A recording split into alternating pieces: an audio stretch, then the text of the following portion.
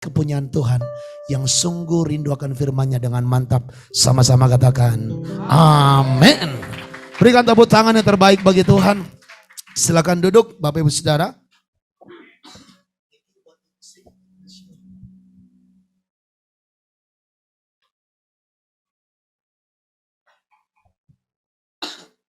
Baik, puji Tuhan. Shalom. Shalom. Apa kabar Bapak Ibu Saudara? Ya, ini jangan ada yang sehat diberkati, ada yang luar biasa, ada itu ya. Oke, saya mungkin kalau luar biasa udah biasa di sini, tapi saya coba kasih yang baru, oke? Jadi kalau saya tanya apa kabar, semua jawab sehat, semangat, diberkati dan menjadi berkat. Amin. Saudara rindu diberkati? Saudara rindu menjadi berkat? Dimulai dari memperkatakan dulu. Amin. Kita coba sekali lagi, apa kabar semuanya? Sehat, semangat, diberkati dan menjadi berkat. Yang lain masih bingung apain ini ya? Kita coba sekali lagi. Apa kabar semuanya? Sehat, semangat, diberkati dan menjadi berkat. Berikan tepuk tangan yang terbaik bagi Tuhan. Kasih tahu kiri kanan, malam ini kamu pasti diberkati. Lalu bilang lagi, tapi ingat pulang jadi berkat. Amin. Haleluya. Ada sukacita malam ini. Ada sukacita di tempat ini.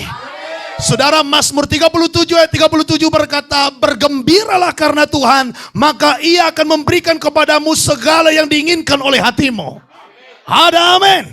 Orang yang bergembira di dalam Tuhan itu doanya cepat banget dijawab Tuhan. Haleluya. Amin. Cepat langsung zep gitu, seperti saudara chatting zep langsung masuk. Jadi kalau ibaratnya sinyal ini sudah 5G, bukan lagi 4G, sudah 5G nih. Karena cepat banget. Coba munculkan ayatnya, Mazmur 37 ayat 37. Saya senang dengan orang yang bergembira di dalam Tuhan. Dan Mazmur 37 ayat 37. Ya, baca di situ. Kalau saudara berarti tampilkan di handphone kudus masing-masing ya. Handphone sucinya. Haleluya. Kalau ada bawa Alkitab, puji Tuhan, Anda luar biasa. Ya, Anda menjadi teladan malam ini karena saudara bawa Alkitab. Saya sih bawa tapi tinggal di mobil. Haleluya. Silakan.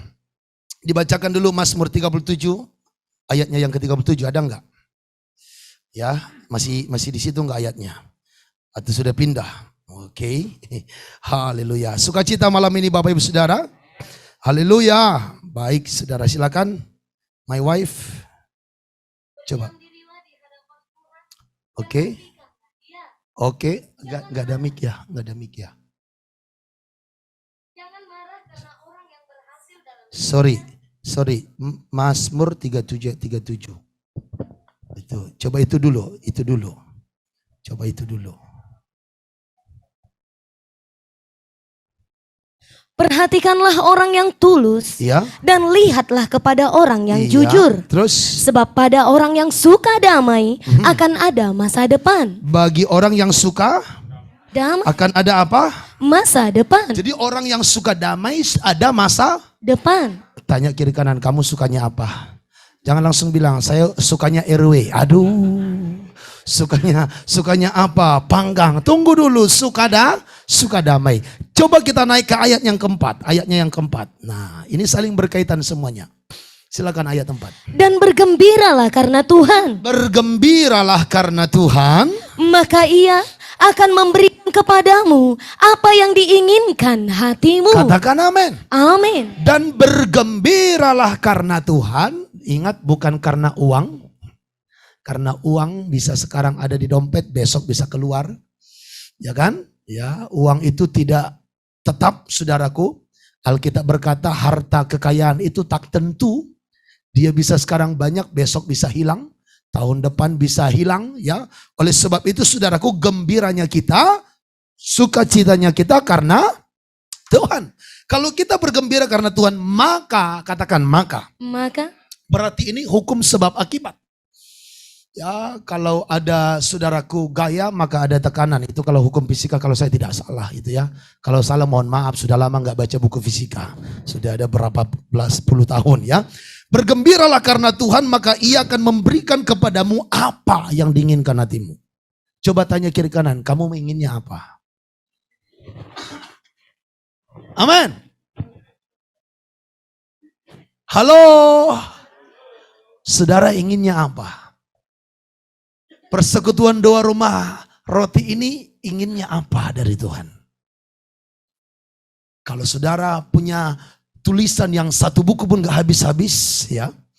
Alkitab katakan, maka ia akan memberikan kepadamu apa yang diinginkan hatimu jika saudara bergembira karena Tuhan. Hati yang gembira adalah obat. Iya, memang kalau sudah pemimpin salah, maka pengikutnya juga salah. Jadi kalau yang bernyanyi di awal fals suaranya, maka yang mengikuti juga jadi fals. Haleluya. Jadi itu dulu saudara.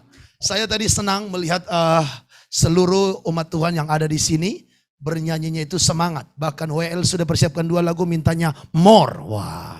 Jadi kalau di sini harus banyak cadangan WL-nya ya. Cadangan lagu maksudnya ya. Jadi harus persiapan. Ya puji Tuhan mereka adalah tim yang solid ya, luar biasa. Kiranya setia sampai akhir. Sampai Tuhan datang. Amin. Karena banyak orang di awal-awal semangat bergairah di tengah jalan. Ya entah kemana perginya kita tidak tahu. Dicari di telepon tidak ketemu. Dan saya percaya kalau ini nanti wah mantap luar biasa ya. Oke, puji Tuhan ya. Saudaraku, malam ini saya mau sampaikan tema yang khusus untuk tempat ini. Tadi siang saya berdoa, Tuhan mau bicara apa? Ada beberapa tema dalam pikiran saya, termasuk dalam penggembalaan. Ada banyak tema karena saya khotbah tiap hari juga. Saya membahas Alkitab berseri dari Kejadian 1, 2, 3 dan seterusnya. Itu kita buat ibadah online. Jadi saya berpikir Tuhan ya terlalu banyak di sini yang mau disampaikan. Tapi Tuhan maunya yang mana? Lalu Tuhan sampaikan kepada mereka, jagalah hatimu. Jadi malam hari ini kita mainnya hati dulu. Amin. Kita bicara tentang hati. Amsal 4 ayat 23. Silakan dibacakan Amsal 4 ayat 23.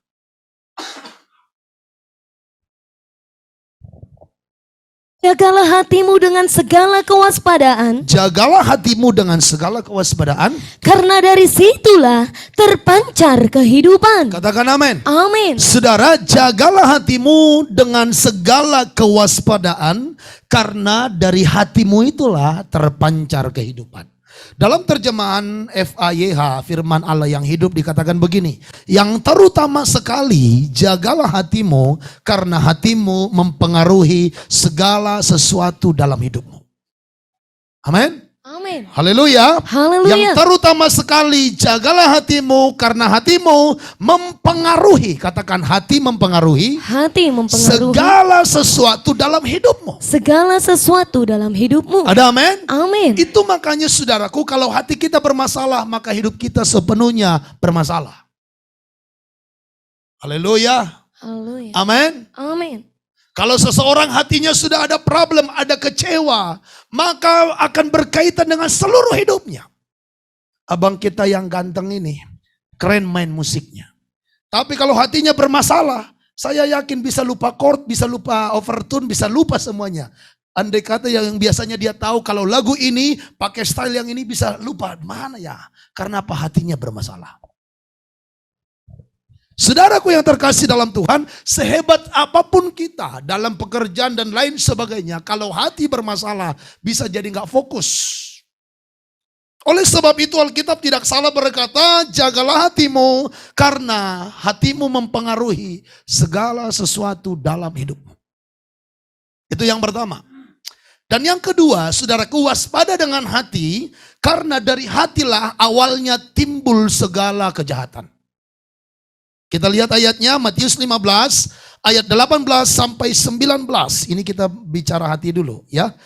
Matius 15 ayat 18 sampai 19. Tetapi apa yang keluar dari mulut berasal dari hati. Apa yang keluar dari mulut berasal dari Hati. Aha, terus? Dan itulah yang menajiskan orang. Jadi ternyata yang keluar dari mulut itu berasal dari hati dan ternyata itulah yang menajiskan orang.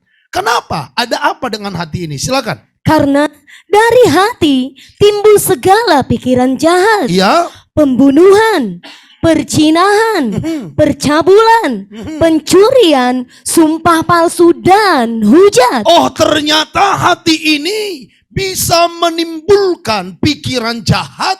Hati saudara dan saya punya peluang menimbulkan pembunuhan, perzinahan, percabulan, pencurian, sumpah palsu dan hujat. Jadi nggak ada orang yang tiba-tiba langsung berzina. Dimulai dari hatinya tidak benar. Haleluya. Haleluya. Haleluya. Haleluya. Dimulai daripada hati yang gak benar. Tidak ada orang yang tiba-tiba mencuri. Tidak. Dimulai daripada hati merencanakan. Saudaraku, dalam beberapa akhir-akhir pelayanan saya ingatkan kepada umat Tuhan. Supaya jangan sampai hati kita merencanakan yang jahat. Katakan, jangan sampai hati merencanakan yang jahat. Jangan sampai hati merencanakan yang jahat. Saudara, walaupun belum melakukan, tetapi jikalau hatimu jahat, engkau sedang berlaku sesuatu yang keji di hadapan Tuhan. Walaupun belum melakukan, tetapi hati kita sudah merencanakan, tapi sudah berniat di dalam hati, itu adalah kekejian bagi Tuhan. Halo. Karena kalau dalam hati ini nggak ada yang tahu. Betul enggak? Yang dalam hati ini nggak ada yang tahu. Saya khotbah di sini, motivasi dalam hati karena cari uang atau karena cari popularitas, nggak ada yang tahu, saudara nggak bisa tahu. Hanya saya dengan Tuhan yang tahu. Saudara datang ke sini, anak muda datang ke sini, memang mau beribadah atau mau sekalian cari jodoh, nggak ada yang tahu. Pribadi masing-masing yang tahu. Haleluya. Haleluya. Haleluya. Haleluya. Ada orang berkorban ke gereja memang karena dia rindu untuk memberkati pelayanan kah? Atau justru pengen dipuji? Nggak ada yang tahu. Tetapi kalaupun ada orang melakukan itu, tidak terucap dari mulutnya, nggak ada orang yang tahu, tapi timbul dalam hati. Katakan kejahatan. Kejahatan. Kalau nggak buka ayatnya memang kurang mantap. Oleh sebab itu saya senang buka ayat. Kalau saudara saya yang diundang ke sini berkhotbah, siapkan ballpoint atau catatan saudara. Kalau ada tabletnya, di handphonenya dicatat banyak ayat. Amsal 6 ayat 16 sampai ayatnya yang ke-18. Karena saya kalau berkhotbah bukan tipe yang pakai PowerPoint ya, tapi saya orang yang tipenya ayat menjelaskan ayat.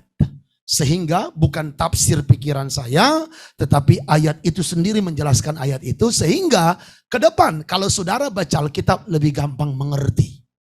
Jadi ternyata, oh ayat ini ternyata kaitannya dengan ini. Kitab Markus ternyata ada kaitannya dengan kitab Matius. Atau kejadian ini ternyata ada kaitannya dengan yang ada di Raja-Raja dan lain sebagainya. Kita lihat saudaraku bahwa hanya timbul dalam hati saja, walaupun belum dilakukan, belum diucapkan, sudah menjadi kekejian bagi Tuhan. Silakan. 6 perkara ini yang dibenci Tuhan. Ada 6 perkara yang dibenci Tuhan. Apa itu? Silakan. Bahkan 7 perkara yang menjadi kekejian bagi hatinya. Bahkan ada 7 yang bukan hanya sekedar dibenci, tetapi kekejian. Terus. Mata sombong, lidah dusta, tangan yang menumpahkan darah orang yang tidak bersalah, hati yang membuat rencana-rencana yang jahat, kaki yang segera lari menuju kejahatan. Saudara, yang pertama tadi ada mata sombong. Jadi saudara jangankan dulu berbuat jahat, cara pandangmu aja. Cara tatapan mata saudara, Tuhan udah gak suka. Kalau itu sombong. Shalom. Shalom. Coba lihat kiri kanan bagaimana cara dia melihat. Cara saudara memandang pengkhotbah, hati-hati jangan mata sombong. Kadang-kadang kami pengkhotbah pendeta ditakut-takuti dengan jemaat. Bisa ada yang melihat begini. Mata sombong, Tuhan benci loh. Haleluya. Ada juga yang begini tatapannya. Ini juga menakut-nakuti nih saudaraku ya. Pindah ke dunia yang lain. Hati-hati ada roh yang lain. Ya. Saudara, pertama mata sombong. Terus yang kedua lidah dusta. Ada nggak yang suka bohong di sini? Ada. Yang bilang ada itu mengaku diri sendiri atau mengaku buat orang lain? Haleluya. Haleluya. Jangan sampai ya dosa orang lain kita akui, dosa sendiri nggak diakui. Kebanyakan manusia begitu. Tapi kalau di sini kayaknya baik-baik semuanya. Dari cara bersisirnya kelihatan orang baik. Buktinya di hari Kamis begini saudara datang beribadah, bukan nongkrong di luar sana.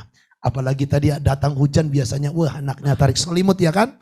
Wah tapi ini udah keren, udah mulai teruji nih. Selalu saya lihat penuh, berikan dulu tepuk tangan yang terbaik bagi Tuhan. Ya. Tadi kami di perjalanan lebih daripada 2 jam. Ya, karena jalan yang tanpa macet belum kami bangun. Ya. Yang dibangun pemerintah masih macet saudara. Ya jadi benar-benar macet, wah luar biasa. Jadi saya sampai berdoa, Tuhan izinkan kami cepat sampai. Setelah mendekati Bogor, memang ini Bogor kota hujan betul. Hujan deras, kami berdoa Tuhan jangan sampai jemaat terhalang datang ibadah hari ini. Dan saudara puji Tuhan hadir luar biasa. Tuhan akan perhitungkan apa yang saudara perbuat, amin. Haleluya.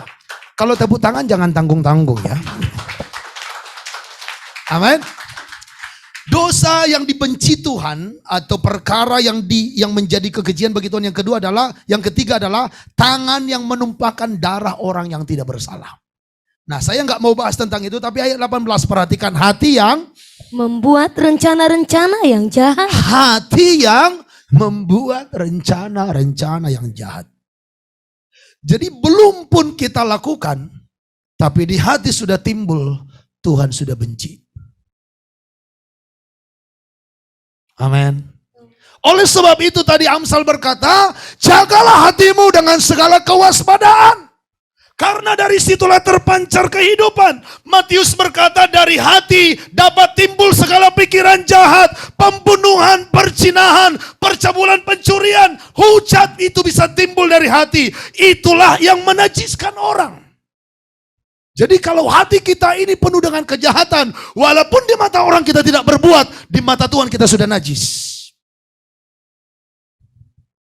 Haleluya. Haleluya. Haleluya. Haleluya. Wih, coba tanya kiri kanan, bagaimana hatimu selama ini? Halo, para rekan-rekan pelayan Tuhan, hati kita harus dikoreksi. Amin. Harus dikoreksi, ndak bisa ndak. Harus dikoreksi. Kita yang mungkin sering terima PK pelayanan, bagaimana kalau suatu kali nggak ada PK? Hatimu bagaimana? Masihkah bersuka cita karena pelayanan itu, atau mulai menggerutu dalam hati? Kalau tahu begitu saya cancel ini undangan. Shalom. Saya tipe khotbahnya memang begini. Ya, suka membedah. Andai kata diibaratkan dokter, saya ini dokter bedah saudara. Jadi dikit-dikit kalau dilihat ada tumor, oh langsung operasi gitu. Ya kalau dokter umum ya mungkin masih hanya dikasih obat penenang rasa sakit. Tapi lama-lama kalau nggak diambil sakitnya menjadi komplikasi. Nah saya nggak mau saudara secara rohani komplikasi penyakitnya. Karena kalau hati saudara tidak saudara jaga, nah saudaraku bisa nanti menjadi timbul segala kejahatan kalau sudah parah. Susah untuk pemulihannya.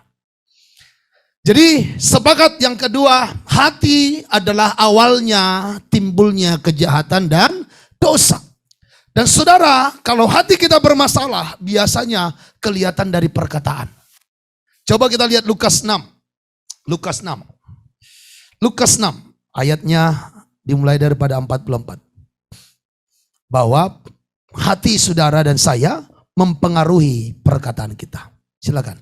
Sebab setiap pohon dikenal pada buahnya. Jadi pohon itu dikenal dari buahnya. Jadi orang itu dikenal dari perkataannya. Kita lihat, silakan.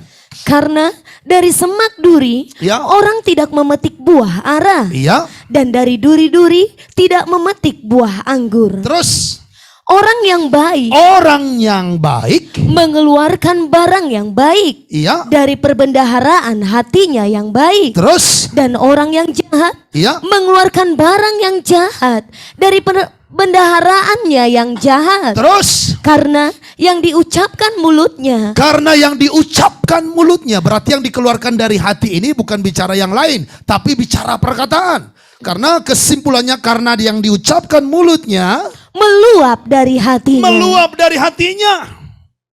Jadi kalau orang bicaranya jahat, hatinya juga jahat. Halo? Haleluya. Haleluya. Kalau orang bicaranya jahat, hatinya juga jahat. Ini yang udah muncul. Kalau yang tadi ada orang hatinya masih jahat memang, tapi belum muncul ke perkataan. Belum muncul keluar. Nah, ini yang paling pinter. Menyembunyikan kesalahan, menyembunyikan ya segala niat-niat jahat. Tapi saya percaya malam ini dikoreksi hati kita semua. Amin. Jangan sampai ibu yang ini yang sudah menikah, ibu senyum kasih kopi ke suami, tapi dalam hati, cepatlah kau mati biar aku kawin lagi. Karena apa? Terlalu kejam penderitaan pernikahan 20 tahun bersamamu. Mantanku sudah menunggu. Astagfirullah. Haleluya. Shalom. Anak-anak, jangan sampai ke orang tua kamu menyimpan sakit hati. Menyimpan akar pahit. Walaupun mungkin masih tinggal di rumah orang tua, masih panggilnya papa, masih panggilnya mama. Atau masih ngomong, aku sayang papa, aku sayang mama. Tapi dalam hati, sebenarnya gara-gara gue belum kerja nih, makanya dikasih duit dulu. Kalau saya udah kerja, saya gak akan mau peluk papa mama. Ada orang begitu? Ada. Dia hanya bersandiwara dengan kata-katanya. Tapi hatinya masih jahat. Katakan, hati-hati dengan hatimu. Hati dengan hati. Terus kita lihat sekarang saudaraku bahwa setiap perkataan itu harus dipertanggungjawabkan. Matius 12 ayatnya yang ke-36. Matius 12 ayatnya yang ke-36. Tetapi aku berkata kepadamu, Ya, setiap kata sia-sia setiap kata sia-sia, yang diucapkan orang ya, harus dipertanggungjawabkannya Kalau- pada hari penghakiman. kalau kita berkata-kata sia-sia, saya harus ingatkan anak-anak Tuhan ya. Walaupun saudara berkata, aku cuma bersenda gurau. Gak ada istilah bersenda gurau. Walaupun saudara bercanda, tapi kalau kita berkata setiap kata sia-sia yang diucapkan orang, yang penting kita masih orang. Kalau kita bukan orang mungkin boleh berkata sia-sia. Tapi kalau kita adalah orang, kalau kita mengucapkan kata sia-sia, harus dipertanggungjawabkan di akhir zaman. Ayat 37. Karena menurut ucapanmu engkau akan dibenarkan, Karena menurut ucapanmu engkau dibenarkan, dan menurut ucapanmu pula engkau akan dihukum. dan menurut ucapanmu pula engkau akan dihukum. Makanya anak Tuhan harus berbeda cara bicaranya. Kalau di luar sana orang biasa keluarkan kebun binatang, saudara jangan ikut-ikutan. Jangan supaya gaul gitu loh.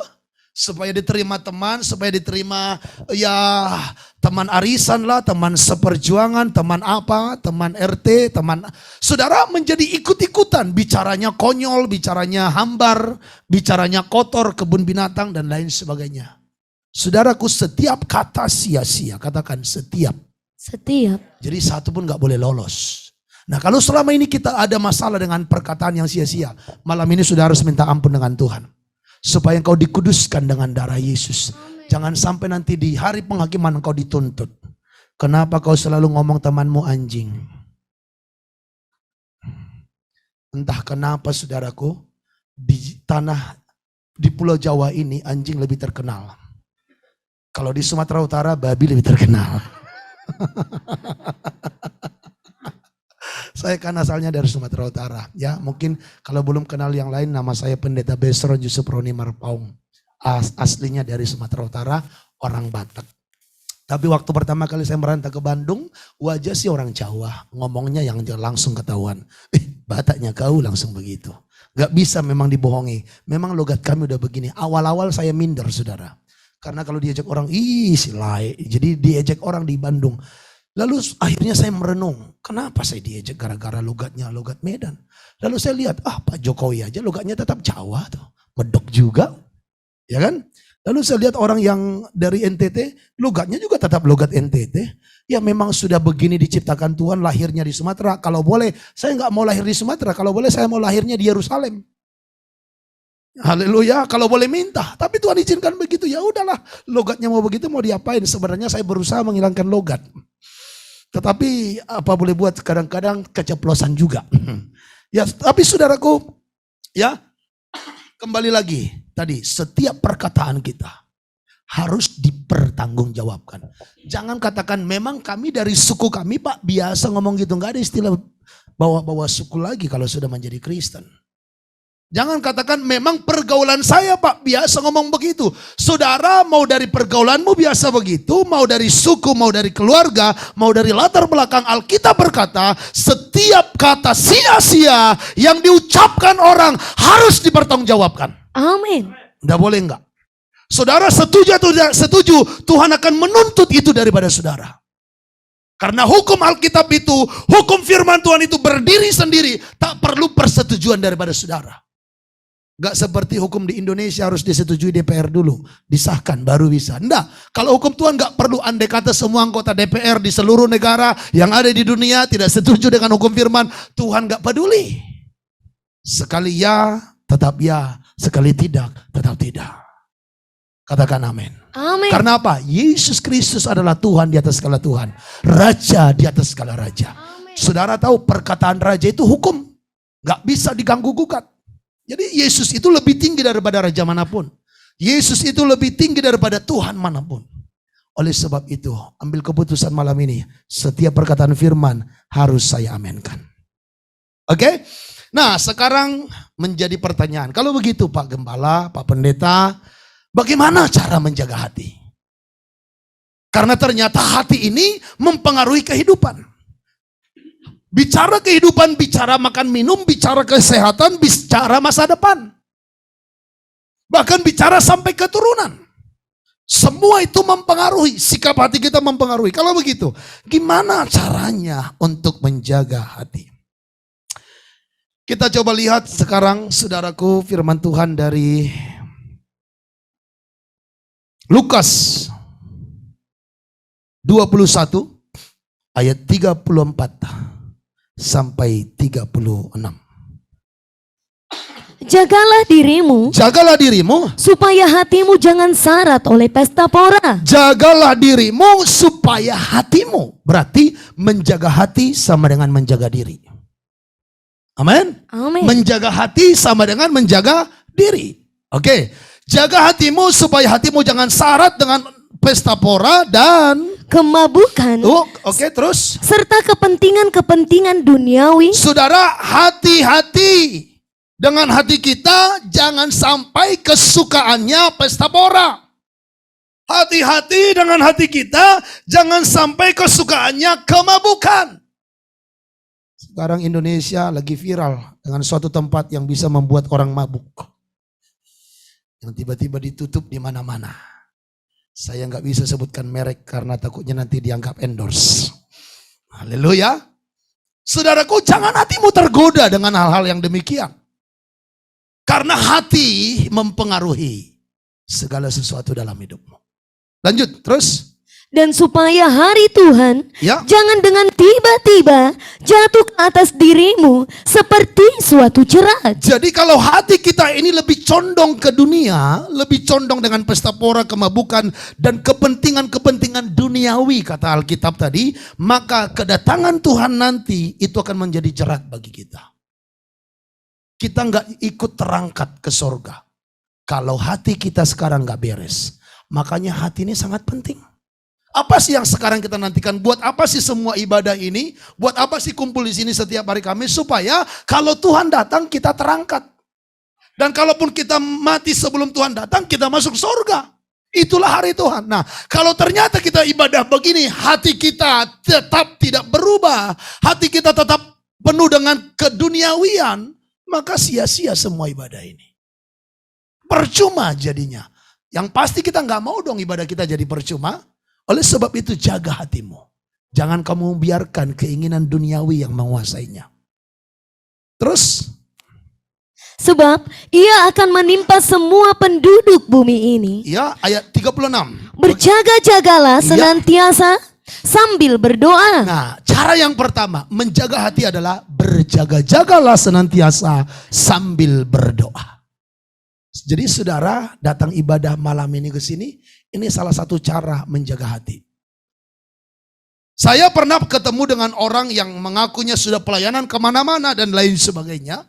Lalu suatu kali dia malas ibadah. Saudara tahu, kehidupannya berubah drastis. Yang tadinya suka pelayanan dan ibadah, sekarang bisa tinggalkan ibadah demi hal-hal yang duniawi. Karena apa? Mulai menjauhi ibadah.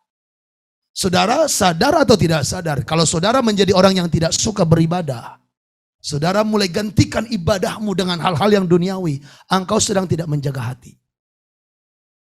Jadi dengan beribadah, dengan berdoa ini, kita sedang menjaga hati. Supaya jangan kecondongan hati kita terhadap dunia. Ketika saudara tadi dari rumah, khusus yang mungkin naik sepeda motor, saudara pasti diperhadapkan dalam hati. Ibadah enggak ya? Ibadah enggak ya? Kalau ibadah, aduh malas, gimana nanti kalau hujan? Apalagi pendeta yang khotbah ini biasanya lama sampai jam 11 baru pulang. Nah, itu kan. Terus saudaraku dalam hati yang lain, wah ibadah aja deh. Kan nanti pasti begini-begini. Nah saudara, pilihan dimulai tadi dari rumah. Anda mencondongkan hati untuk Tuhan atau mencondongkan hati dengan keinginan diri sendiri. Jadi saudara, untuk menjaga hati yang pertama dengan berjaga-jaga dan berdoa. Kalau kita senantiasa berjaga-jaga dan berdoa, maka terus supaya kamu beroleh kekuatan untuk luput dari semua yang akan terjadi itu. Dan supaya kamu tahan berdiri di hadapan anak manusia. Katakan amin. Amin. Jadi hanya orang yang suka berjaga-jaga dan berdoa yang akan beroleh kekuatan dari semua yang akan menimpa bumi ini. Saudara tahu apa kira-kira nanti akan menimpa bumi ini? Nanti saudara akan terjadi bahwa orang akan mati karena ketakutan. Wow, ada masanya nanti orang-orang mati karena ketakutan. Coba kita lihat Lukas 21 ayatnya yang ke-25 dan 26. Perhatikan ya. Dan akan ada tanda-tanda pada matahari dan bulan dan bintang-bintang. Terus? Dan di bumi bangsa-bangsa akan takut dan bingung menghadapi deru dan gelora laut. Saudaraku, bangsa-bangsa akan takut dan bingung.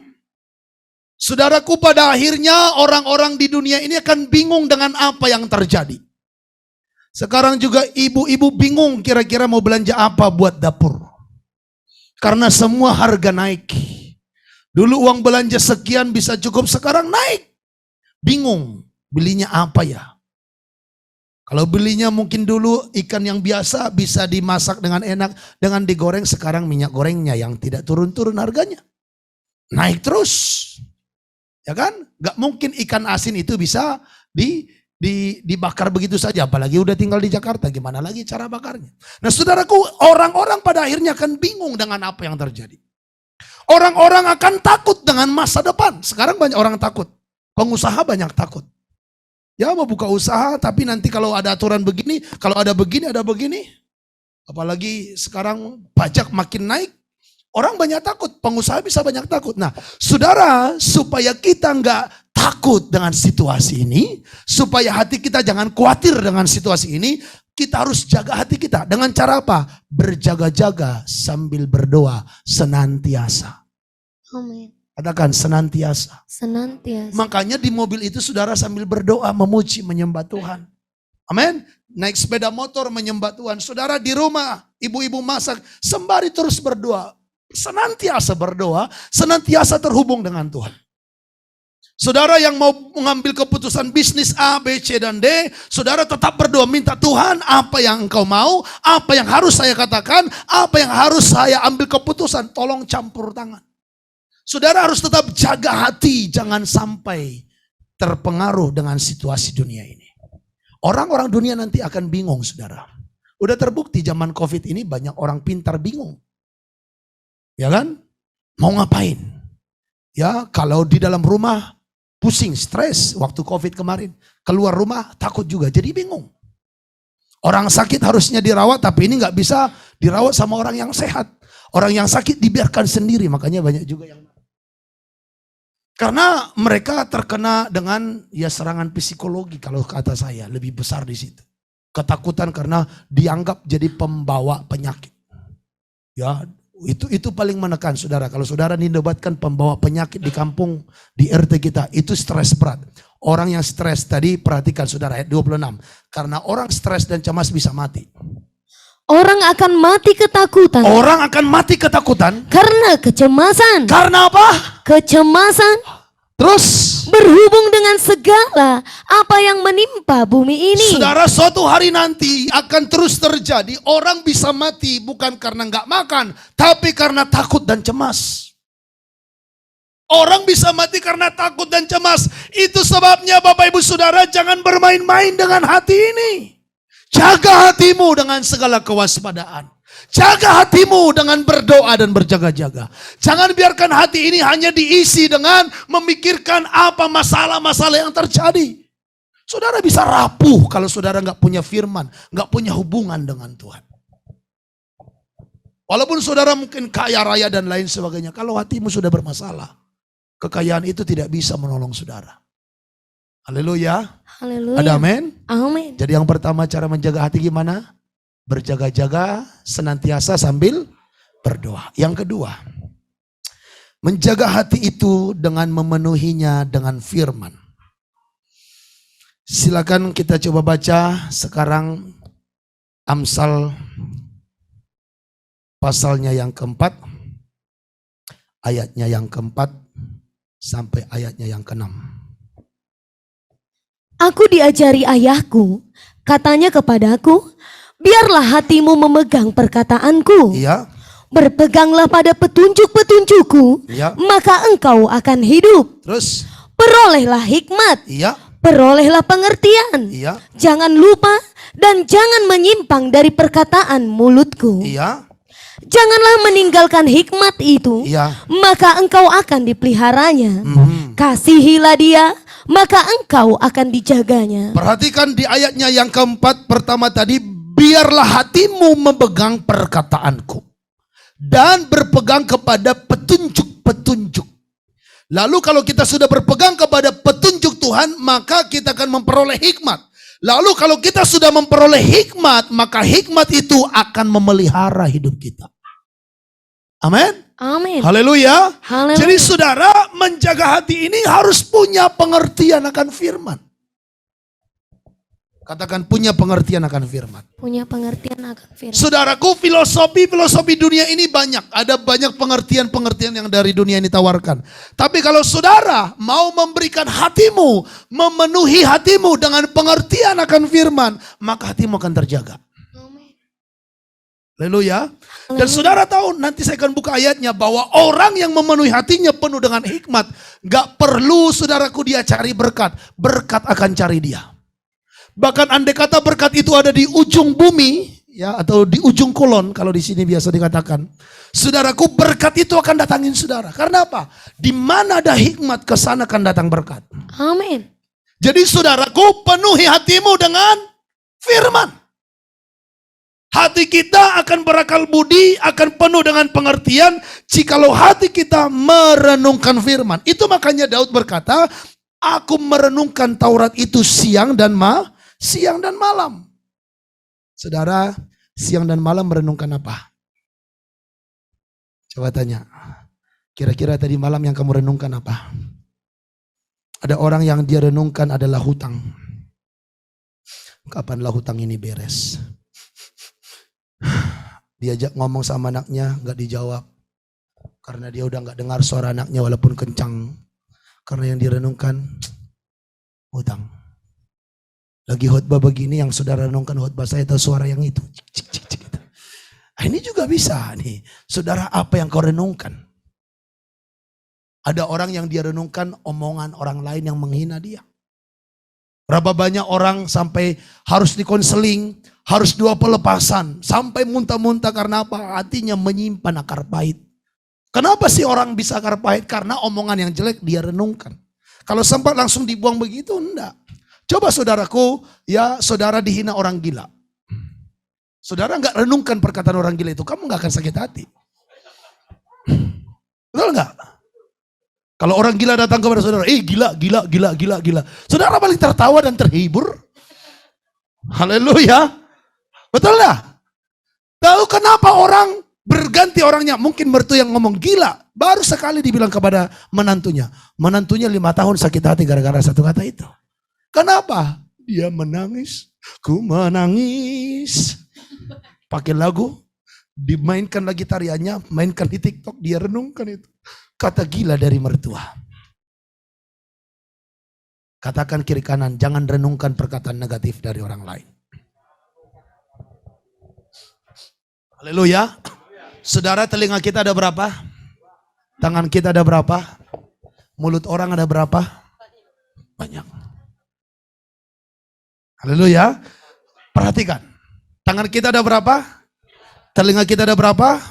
Mata kita ada berapa? Mulut semua manusia yang ada di dunia ada berapa? Banyak. Gak bisa dihitung kan? Ya, karena kita nggak ada yang menghitung, karena nggak ada tukang sensus penduduk di sini kan. Nah, saudara perhatikan, kita nggak bisa melarang orang lain menghina kita. Kita nggak bisa memaksa mereka, jangan hina aku, jangan maki gua, jangan rendahkan aku dong. Nggak bisa. Tapi kita bisa menutup kedua telinga kita dengan kedua tangan kita, supaya kita tidak peduli dengan omongan mereka. Katakan amin. Itulah juga cara menjaga hati. Jadi jangan saudara paksakan. Makanya aku begini Pak, karena mamaku yang menghina aku selama ini. Enggak, jangan salahkan orang lain. Kesalahan banyak orang sehingga dia tidak maju adalah karena sibuk cari kambing hitam. Makanya orang bijak berkata begini, orang yang jenius itu dia akan berkata-kata dengan ide. Orang yang menengah IQ-nya itu dia akan berkata-kata dengan peristiwa. Tapi orang yang di bawah IQ-nya dia akan bicarakan keburukan orang lain. Saudara, jangan sibuk bicarakan karena dia saya begini. Jangan sibuk berkata karena dia saya makanya melarat karena orang tuaku. Karena Miko makanya kurang.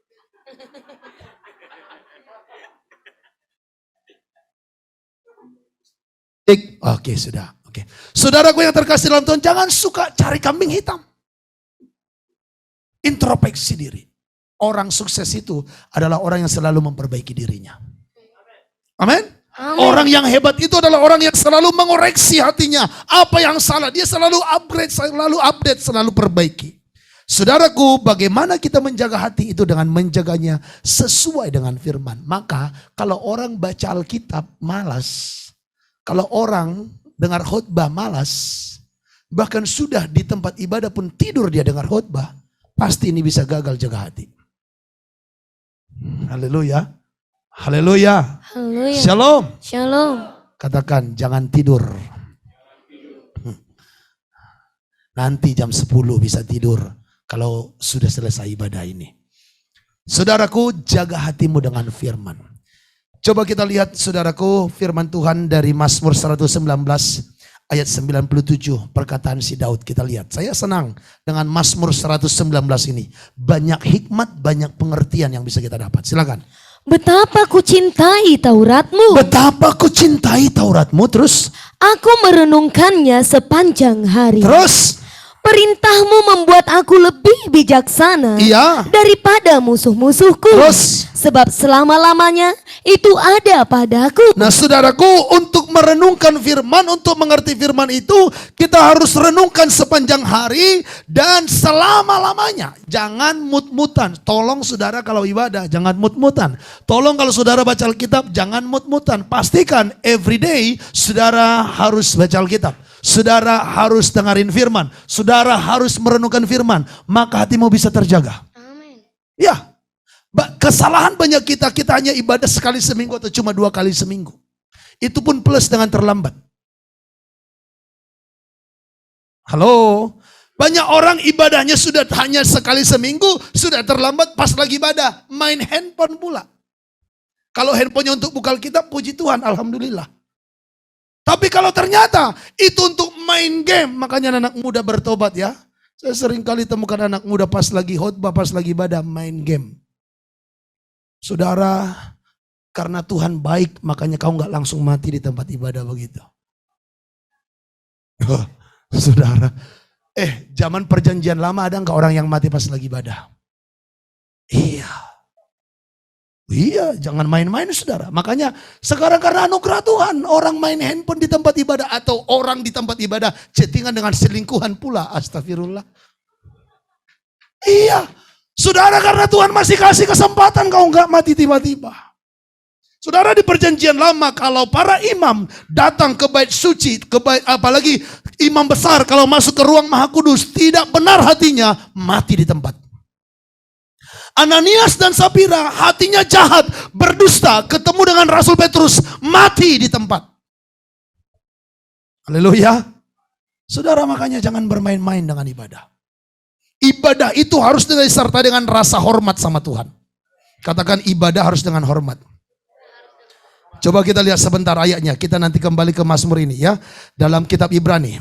Saudara dan saya kalau beribadah harus dengan hormat. Ibrani 12 ayatnya yang ke-28. Ibrani 12 ayatnya yang ke-28. Silakan. Jadi, karena kita menerima kerajaan yang tidak tergoncangkan, Iya. marilah kita mengucap syukur dan beribadah kepada Allah Iya. menurut cara yang berkenan kepadanya. Jadi ibadah itu harus menurut caranya Tuhan. Jangan katakan caraku beribadah memang sambil main game. Waduh. Anak muda, jangan katakan aku walaupun main game saya sambil dengar khotbah. Itu caramu. Tapi ibadah yang benar harus menurut caranya Tuhan. Amin. Jangan kau bikin cara sendiri. Jadi karena kita menerima kerajaan yang tidak tergoncangkan, marilah kita mengucap syukur dan beribadah kepada Allah menurut cara yang berkenan kepadanya. Baca sama-sama, dengan hormat dan takut. Harus ada sikap menghormati Tuhan dalam ibadah. Harus ada sikap memuji Tuhan dengan rasa takut berbuat salah. Sebab apa? Ayat 29 silakan baca. Sebab Allah kita adalah api yang menghanguskan. Coba sekali lagi baca, 2, 3 ya. Sebab Allah kita adalah api yang menghanguskan. Allah kita adalah api yang menghanguskan. Amin. Katakan, Tuhan itu adalah api yang menghanguskan. Tuhan itu adalah api yang menghanguskan. Makanya kalau hati kita nggak benar, bisa saja tiba-tiba mati dalam ibadah. Udah pernah baca kisah Ananias dan Sapira yang mati karena ibadah? Saudara, coba kita lihat kisah para rasul. Ya. Kita lihat kisah para rasul berapa itu? Pasal yang ketiga bukan? Pasal berapa? Coba cari. Pasal yang kelima. Kisah para rasul pasal yang kelima. Mulai dari ayat pertama. Ananias dan Safira. Iya. Ada seorang lain yang bernama Ananias. Iya. Ia beserta istrinya Safira Iya. menjual sebidang tanah. Ini pasutri menjual sebidang tanah. Terus? Dengan setahu istrinya, ia menahan sebagian dari hasil penjualan itu. Iya. Dan sebagian lain dibawa dan diletakkannya di depan kaki rasul-rasul. Mereka jual tanah untuk diberikan ke pelayanan loh. Siapa di sini yang sudah pernah jual tanah untuk memberikan ke pelayanan? Belum ada kan? Mungkin bulan depan akan ada. Ya, saudara, kalau dikatakan begitu jangan langsung ciut hatinya. Berarti Tuhan mau kasih saya tanah. Tanahnya besar, nanti sampai ada yang bisa dijual untuk tempat ibadah. Karena nggak mungkin saudara bisa memberi untuk pelayanan lalu Anda miskin sendirian, nggak mungkin. Tuhan pasti akan berkati kita lebih dahulu, baru kita bisa memberi. Amin. Setelah dijelaskan, amin, amin, mantap. Oke. Perhatikan, mereka jual tanah untuk pelayanan. Terus? Tetapi Petrus berkata, Iya. Ananias, mengapa hatimu dikuasai iblis? Iya. Sehingga engkau mendustai Roh Kudus dan menahan sebagian dari hasil penjualan tanah itu. Saudara, hatinya dikuasai iblis. Kenapa? Karena sebagian dia tahan, sebagian dia berikan. Terus lanjut. Selama tanah itu tidak dijual, Iya. bukankah itu tetap kepunyaanmu? Iya. Dan setelah dijual, bukankah hasilnya itu tetap dalam kuasamu? Iya. Mengapa engkau merencanakan perbuatan itu dalam hatimu? Iya. Engkau bukan mendustai manusia, Terus? tetapi mendustai Allah. Mendustai Allah. Karena dalam perikop ini kalau saudara baca, harusnya seluruh hasil penjualan tanah itu mereka berikan untuk pelayanan. Tapi sebagian dia tahan. Pikirnya pendeta Petrus nggak tahu ini. Kita tahan aja sebagian. Istrinya mendukung pula. Makanya ibu-ibu kalau udah salah jangan didukung ya. Tetap katakan kebenaran. Amin. Nah, akibatnya ketika dia ketemu dengan Petrus, Petrus katakan, "Mengapa hatimu dikuasai iblis?" Hati-hati dengan hati.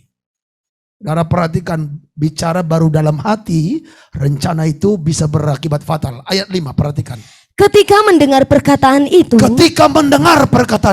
rebahlah Ananias, dan putuslah nyawanya. Putus nyawanya, terus. Maka sangatlah ketakutan semua orang yang mendengar hal itu. Saudara belum dalam acara ibadah khusus nih.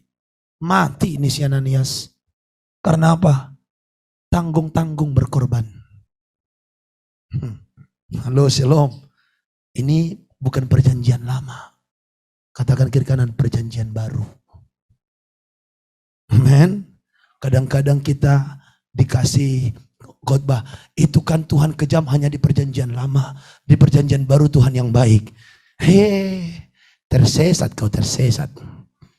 Enggak, Tuhan sama. Yesus berkata bahwa dia adalah Alfa dan Omega, awal dan akhir. Tidak akan berubah sampai selamanya.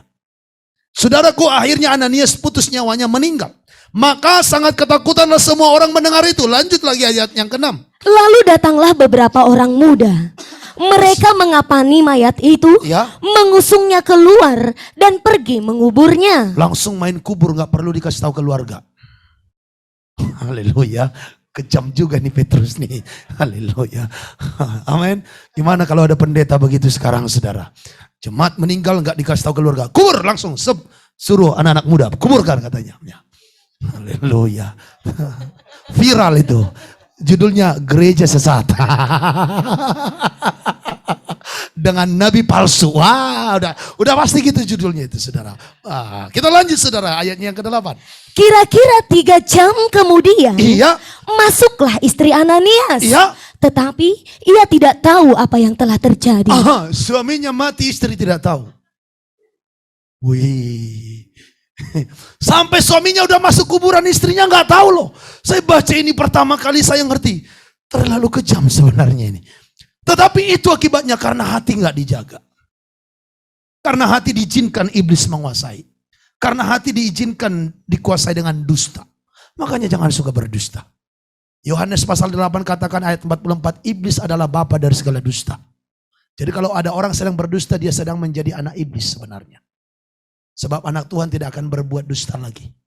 Kalaupun dia berbuat dusta, langsung sadar, ampuni aku Tuhan. Dan dia mengakui dustanya ke orang lain. Amin. Amin. Amin. Amin. Amin. Terus lanjutkan saudaraku, kira-kira 3 jam. Berarti dalam 3 jam kemudian istrinya datang. Gak tahu suaminya udah meninggal. Dia masuk lagi ketemu dengan pendeta Petrus. Supaya saudara mengerti dengan kata istilah pendeta saya buat ya. Kalau zaman dahulu disebutnya sebenarnya Rasul Petrus. Tapi kalau sekarang disebut rasul agak jarang di antara orang Kristen. Jadi pendeta saya sebutkannya. Gak apa-apa, sama saja itu sebutannya ya untuk menghormati para hamba-hamba Tuhan. Jadi masuk nih pendeta Petrus sudah menunggu di situ. Masuklah istrinya namanya Safira. Terus kata Petrus kepadanya, katakanlah kepadaku, dengan harga sekiankah tanah itu kamu jual? Ya, ditanya, betulkah dengan harga sekian tanah itu kamu jual? Jawab perempuan itu. Perempuan ini sekongkol dengan suaminya, apa katanya? Betul sekian. Betul sekian. Dia nggak tahu suaminya udah mati gara-gara itu. Shalom. Shalom. Makanya jangan kompromi kalau tahu itu dosa. Jangan-jangan kamu ikut mati juga. Bahaya loh. Ini perjanjian baru, saudara. Makanya tadi saya katakan, kalau kita masih bermain-main dalam ibadah, nggak tiba-tiba mati, karena Tuhan masih kasihan, jangan sampai masuk neraka. Haleluya. Oleh sebab itu tunjukkan hormat kita kalau lagi ibadah. Amin. Oke, terus lanjut.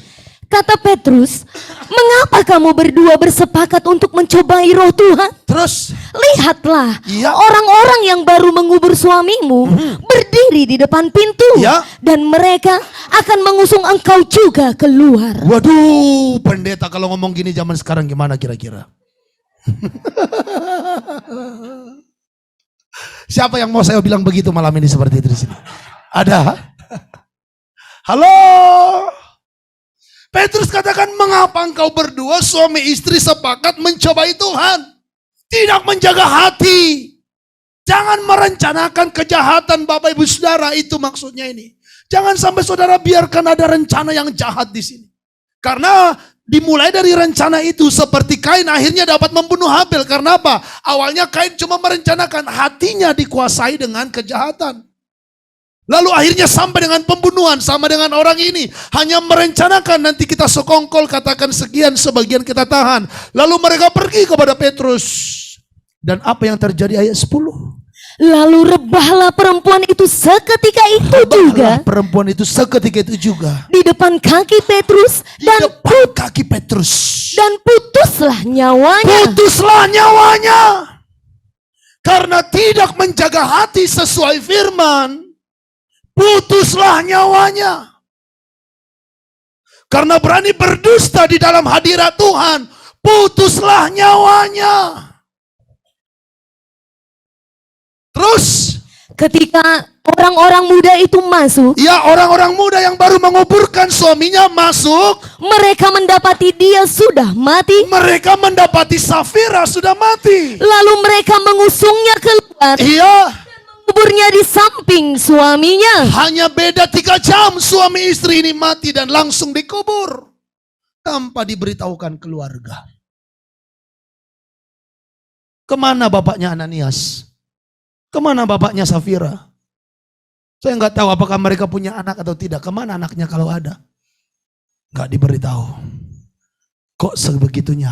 Hati-hatilah dengan hatimu. Jangan kau biarkan syarat dengan keinginan dunia. Akibatnya bisa fatal. Terus ayat 11.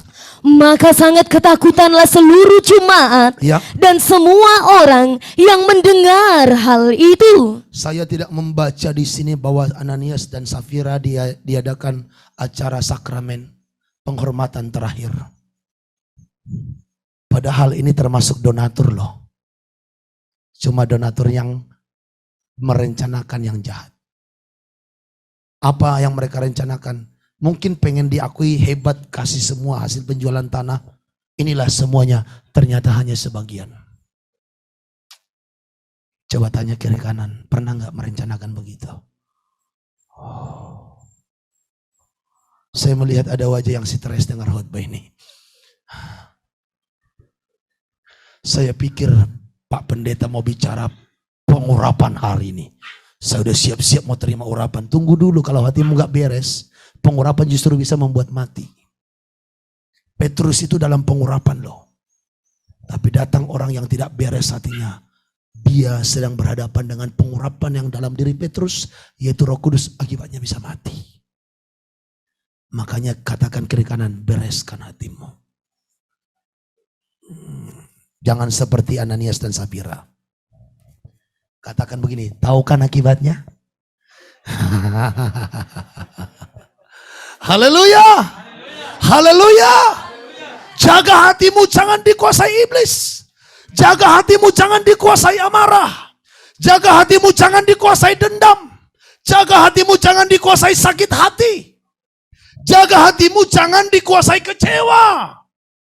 Akibatnya bisa fatal, Bapak Ibu Saudaraku. Dengan cara apa kita menjaga hati? Dengan berdoa, senantiasa berjaga-jaga. Yang kedua tadi dengan merenungkan firman. Cari firman setiap hari. Maka saudara, kalau saudara mau katakan Kristen yang benar itu, dimulai dengan hidup doa pribadinya. Selalu ada berdoa dan merenungkan firman setiap hari. Amin. Ya, gak bisa enggak? Setiap hari, saudaraku. Kalaupun saudara setiap hari sudah berdoa, itu pun ada kualitasnya. Saudara tahu enggak kualitas minimal berdoa dalam setiap hari? Berapa lama? Katakan 1 jam. Ini minimal. Kalau dikali bisa menjadi 3 jam. Seperti Yesus. Coba kita lihat Matius 26. Yesus itu sebelum menghadapi salib berdoa berapa kali? 3 kali. Dan sekali berdoa dia berapa jam doanya? 1 jam. Matius 26 ayatnya ke-40 dan 41. Silakan. Setelah itu, ia kembali kepada murid-muridnya Ia itu kembali kepada murid-muridnya. dan mendapati mereka sedang tidur. Iya. Dan ia berkata kepada Petrus, Iya. "Tidakkah kamu sanggup berjaga-jaga 1 jam dengan aku? Petrus, tidakkah kamu sanggup berjaga-jaga 1 jam dengan aku? Berjaga-jagalah dan berdoalah, Iya. supaya kamu jangan jatuh ke dalam pencobaan." Poin yang pertama tadi untuk menjaga hati itu berjaga-jaga sambil berdoa. Dan berjaga-jaga sambil berdoa ini bukan hanya 5 menit. Terima kasih Tuhan, hari ini aku udah capek, aku mau tidur. Terpujilah namamu, engkau mengerti tanpa pun aku sebutkan apa yang aku mengerti dan aku mau. Engkau mengerti Bapak, capek nih. Amin. Besok paginya, Tuhan kau tahu bahwa aku buru-buru harus ketemu dengan teman bisnisku hari ini, apalagi kena macet. Tuhan berkati, amin. Kamu sibuk dengan dirimu sendiri, gak punya waktu dengan Tuhan. Alkitab berkata di ayatnya 40, tidakkah kamu sanggup berjaga-jaga 1 jam dengan aku? Siapa di sini yang sudah punya doa pribadi 1 jam? Angkat tangan. 1, 2, 3, 4, 5. Yang lain? Oh, 2 jam. Wah, 1, 2. Yang 3 jam. Kayaknya lebih banyak nih. Yes. Wah, lebih senior nih Pak. 4-5 jam. Yang 4-5 menit. Shalom. Haleluya. Coba tanya kiri kanan. Jadi selama ini berapa lamanya kau berdoa?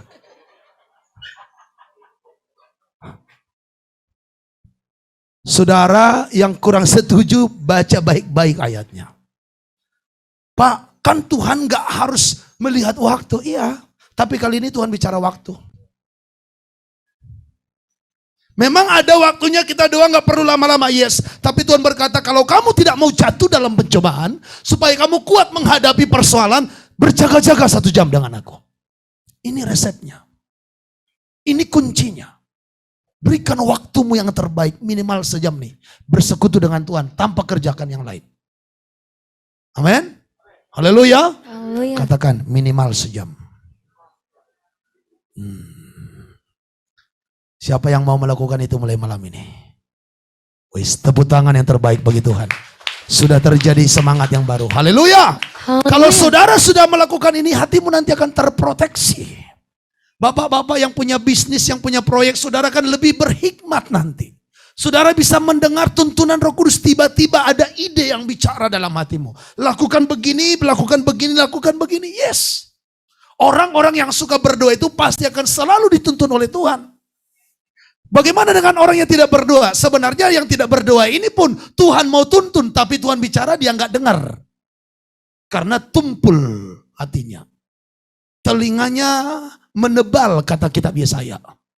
Hatinya nggak berbalik dengan Tuhan. Sehingga walaupun Tuhan ngomong nggak dengar, nggak mudeng-mudeng. Haleluya. Amin. Hati-hati dengan hatimu. Jangan syarat dengan dunia. Lalu bagaimana kalau sudah limpah dengan firman hati ini? Nah, saya kasih saudaraku, ini yang terjadi jika orang sudah penuh dengan hikmat, hatinya penuh dengan firman, maka berkat otomatis datang. 1 Raja-Raja pasalnya yang keempat, ayatnya yang ke-34. Kita lihat sekarang. Ini berkatnya buat saudara yang mau jaga hati. 1 Raja-Raja pasal 4 ayat 34.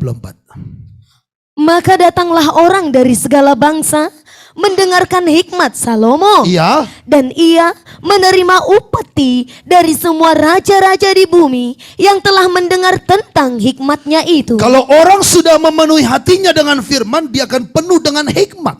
Seperti Salomo, dia penuh dengan hikmat. Maka datanglah raja-raja di bumi membawa upeti kepada Salomo untuk mendengar hikmatnya. Wow, ini keren. Raja yang datang. Raja yang datang. Artinya apa? Berkat raja-raja menjadi bagian orang yang punya hikmat. Berkat raja-raja menjadi bagian orang yang punya sikap hati yang benar. Nah, kita lihat lagi 1 Raja-Raja 10 ayat 23 sampai 25. 1 Raja-Raja 10 ayat 23 sampai 25. Raja Salomo melebihi semua raja di bumi Iya. dalam hal kekayaan dan hikmat. Amin. Terus Seluruh bumi Iya. berikhtiar menghadap Salomo Terus? untuk menyaksikan hikmat yang telah ditaruh Allah di dalam hatinya. Iya, lalu 24 selanjutnya 25. Mereka datang masing-masing Mereka datang masing-masing membawa persembahannya, yakni barang-barang perak yakni barang-barang perak, dan barang-barang emas, ada emas, pakaian, senjata, rempah-rempah, kuda dan bagal. Terus? Dan begitulah tahun demi tahun. Begitulah tahun demi tahun. Saudara tahu nggak, kalau hati kita sudah benar di mata Tuhan, kita jaga sesuai firman, berkatmu langsung dijamin tahun demi tahun akan dibawakan kepada saudara. Amin. Orang-orang akan datang, bisnismu akan lebih mudah. Berbeda dengan orang yang tidak punya hubungan dengan Tuhan. Saudara, anak-anak sekolah, hidupmu juga akan berbeda. Kepintaran saudara akan berbeda. Karena Alkitab berkata ketika Sadrak, Mesak, Abednego dan juga Daniel menjaga hidup mereka sesuai dengan firman, mereka didapati 10 kali lipat lebih pintar dari semua orang-orang berhikmat yang ada di kerajaan Babel waktu itu. Haleluya. Orang yang punya hubungan dengan Tuhan, dia pasti melebihi orang-orang dunia ini. Dia akan berbeda, saudaraku. Maka ini yang harus kita kejar. Saudara, jangan sampai karena kejar uang, kejar pekerjaan, saudara nggak punya waktu dengan Tuhan. Salah. Saudara harus utamakan Tuhan dulu. Nanti Tuhan akan mengajari kita bagaimana mengerjakan bisnis pekerjaan kita ini. Ada amin? Amin. Haleluya. Maka satu lagi saya mau bagikan. Poin yang terakhir. Bagaimana sikap kita menjaga hati. Percaya kepada Tuhan. Amsal 3 ayat 5. Amsal 3 ayat 5. Amsal 3 ayat 5, silakan. Percayalah kepada Tuhan. Percayalah kepada Tuhan dengan segenap hatimu. dengan segenap hatimu. Dan janganlah Ya. bersandar kepada pengertianmu sendiri. Percaya kepada Tuhan dengan segenap hati, jangan bersandar kepada pengertian sendiri. Ayat 6. Akuilah dia dalam segala lakumu. Akuilah ia dalam segala lakumu. Maka ia akan meluruskan jalanmu. Amin. Amin. Kalau kita mengakui Tuhan, maka jalan kita diluruskan. Artinya dimudahkan oleh Tuhan. Saudara mau melihat jalan hidupmu dimudahkan? Ini anak-anak muda dapat jodoh juga dimudahkan. Haleluya. Dan jodohnya yang terbaik, yang tepat dari Tuhan. Yang amin di sana yang sudah punya jodoh kali itu. Mungkin itu amin buat keturunannya. Saudara jangan langsung seujun dulu. Haleluya. Amin. Iya. Siapa tahu yang buat yang di sampingnya atau yang di mananya, ya dia berdoa untuk dapat itu nggak apa-apa. Tapi saudaraku, orang yang mengakui Tuhan dalam hidupnya, mengakui firman dalam hidupnya, perhatikan, Tuhan meluruskan jalan. Andai kata ada jalan yang lurus, saudaraku, dari Cengkareng ke sini, kami nggak perlu 2 jam tadi naik mobil. Pasti lebih mudah. Jadi kalau helikopter itu kan ambil tarik lurus jalannya, itu lebih cepat kan? Nah, kalau dari Medan ke sini naik mobil itu nggak ada jalan yang lurus, saudaraku, itu bisa 3 hari 3 malam. Tapi coba naik pesawat 2 jam 20 menit selesai. Orang kalau hidupnya mengakui Tuhan, jalannya dipermudah. Berkatmu berbeda dengan orang lain. Orang lain masih UMR, saudara bisa berbeda. Karena Tuhan yang mempermudah. Yang penting jaga hatimu dulu. Jaga hatimu dulu. Terus kita lihat ayatnya yang ke-7. Janganlah engkau menganggap dirimu sendiri bijak. Janganlah menganggap dirimu sendiri bijak. Takutlah akan Tuhan. Takutlah akan Tuhan. Dan jauhilah kejahatan. Katakan amin. Amin. Takut akan Tuhan, jauhilah kejahatan. Ayat 8. Itulah yang akan menyembuhkan tubuhmu. Iya. Dan menyegarkan tulang-tulangmu. Katakan amin. Amin. Kalau kita sudah menjaga hati, takut akan Tuhan, jauh daripada kejahatan, maka itu akan menyembuhkan tubuhmu.